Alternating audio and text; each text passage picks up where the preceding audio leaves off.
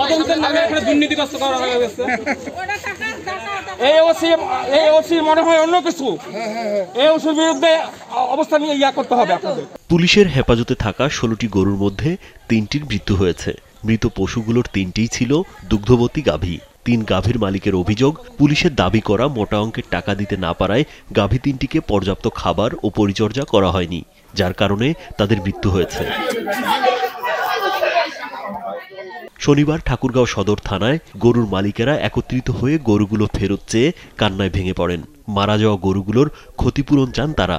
যে গরুটা দিয়ে আমার সংসার চলে, আমার সন্তানের পড়ালেখা খরচ চলে, আমার সংসার, আমার স্বামী অসুস্থ, আমার ছোট ছেলে সেদিন সারাদিন আমরা কিভাবে চলবো? আমাদের এই গরু চলে গেল আজকে।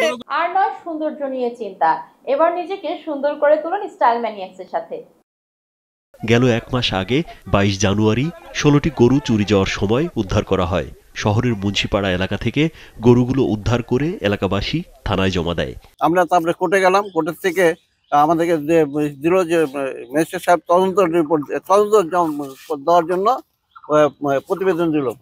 তারপরে আমরা তদন্ত কাকে কাকে দিল আমরা জানি যে পশু সম্পদকে দিছে। পশু সম্পদের সঙ্গে যোগাযোগ করতে যাব, তার আগে ওনারাই আমাদেরকে মোবাইল করলো, মোবাইল করে আমাদেরকে ডাকে নিয়ে আমাদের মুখে সব কিছু শুনলো। শোনার পরে ওনারা আমাদের অজ্ঞাতেই আমাদের এলাকায় আসা তদন্ত করে গেছে। তদন্ত করে তারপরে ওনারা ওনাদের প্রতিবেদনটা জমা দিছে। সাবিনা খাতুন নামে এক অসহায় নারী জানান, তার একমাত্র বিদেশি ক্রস জাতের গাভীটি ছিল তাদের সংসারের একমাত্র অবলম্বন।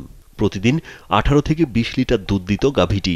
গত মাসের 22 তারিখে পুলিশ সেটি বেউয়ারিশ হিসেবে থানায় নিয়ে আসে। ওর গরু 1 মাস থেকে গরু লাউঠে আছে, গরু লাভ না, 1 মাস থেকে গরু লাউঠে আছে, গরু না মোর সংসার চলে গে বাবু, আমি খুব গরিব। আমরা সে টাকাটা দিতে পারিনি, গতিকে আমাদের গরুগুলো এখন পর্যন্ত ছাড়েনি। সে সকালবেলা আমাদের কদিন আগে ধরে নেওয়ার আসার আগে কদিন পরে একটা মারা গেছে, কালকে 2টা মারা গেছে। এখন পর্যন্ত আমরা গরুগুলো হাতে পাইনি এবং খাওয়া দাওয়া দিতেও আমাদেরকে দেয় না। যখন অসুস্থ হয়ে গেছে তখন আমাদের কাছে ব্যয়বহুল টাকা চাচ্ছে, এখন আসো 3 লক্ষ টাকা দাও। তারপর ঠাকুরগাঁও সদর থানার ভারপ্রাপ্ত কর্মকর্তা শহীদুর রহমান জানান, পুলিশের টাকা চাওয়ার বিষয়টি খতিয়ে দেখা হচ্ছে। গরুর মৃত্যুর বিষয়ে ক্ষতিপূরণের জন্য ভুক্তভোগীদের আবেদন করতে বলা হয়েছে। জব্দ করার পর কোর্টকে অবহিত করছি, মালিকানা যাচাইয়ের জন্য দিচ্ছে প্রাণী সম্পদ মন্ত্রণালয়ের অধিদপ্তরের কর্মকর্তা। উনি প্রতিবেদন দিতে দেরি করছে। কবে দিয়েছে সেটি?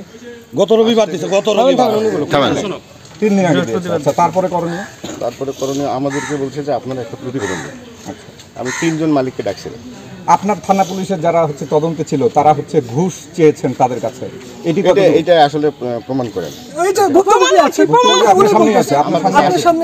শুধু সাবরিনা খাতুন নয়, শহরের সরকার পাড়ার বাসিন্দা বাবলুর 1টি গরুর মৃত্যু হয়েছে। ঘোষপাড়ার মহাদেব চন্দ্র ঘোষের 2টি গরুর মৃত্যু হয়েছে পুলিশ হেফাজতে। রাজীব বিশ্বাস, কালবেলা।